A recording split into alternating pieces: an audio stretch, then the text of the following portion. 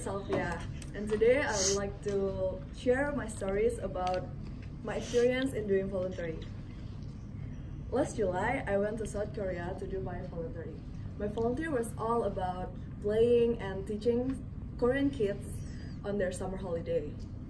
It was my very first time doing voluntary, so at that time, I was very nervous and excited. I guess after I say the word South Korea, you guys are not thinking about Seoul, Blackpink, BTS, and so on, right? However, my place was a lot different and far away from Seoul. It is called Yongwon.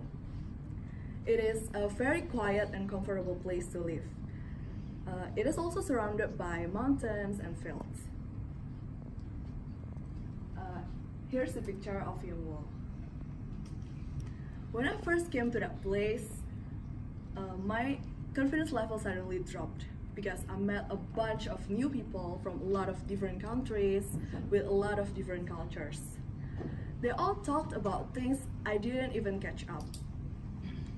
Moreover, I was the youngest among all, so I felt like I didn't belong there. Things were getting worse when the kids started to come. They couldn't even speak English at all. Every time they approached me, they asked me whether I wanted to play. They explained me about the game they wanted to play, but I couldn't even understand what they were saying at that time.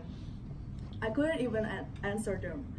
So at the end, they just left me and played with the other volunteers because most of the volunteers learned Korean language before they came to the camp.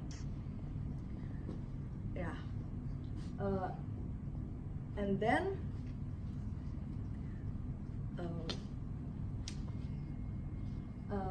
but after all the mental breakdowns, the group leader started to divide us into 4 different groups. I was in group 1 with the other volunteer named Natalie. She is from Hong Kong. I was so grateful that they divided us into groups because by doing activities in groups, we could be more closer to each other. I was also grateful that I had Natalie in my group because she could speak Korean very well, and she helped me a lot to talk and to interact with the kids. After the first day, things were getting better and better.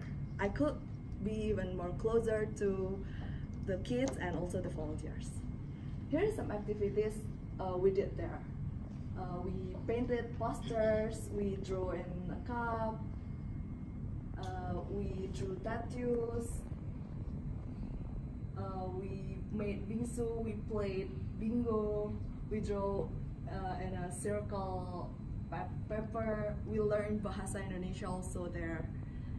Yeah.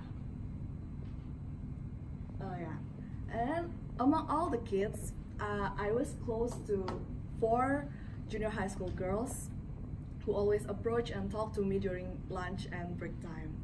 And I was also close to 3 cute kids who always approach me, even when they couldn't even speak to me.